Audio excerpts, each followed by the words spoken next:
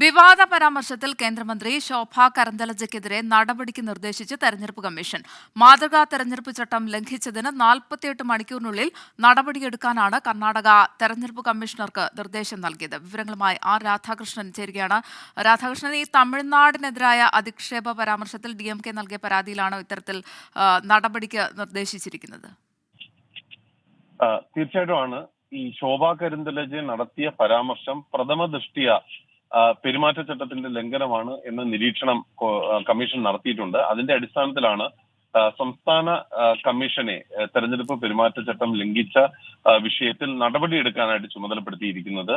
കമ്മീഷന്റെ റിപ്പോർട്ട് 48 മണിക്കൂറിനകം നൽകണമെന്നുള്ള ആവശ്യവും തെരഞ്ഞെടുപ്പ് കമ്മീഷൻ നൽകിയിട്ടുണ്ട്. ഇതുമായി ബന്ധപ്പെട്ടിട്ടുള്ള നടപടിക്രമങ്ങളിൽ DMK നൽകിയ പരാതി പരിശോധിച്ചാണ് തെരഞ്ഞെടുപ്പ് കമ്മീഷന്റെ ഇപ്പോഴത്തെ ഈ തീരുമാനം.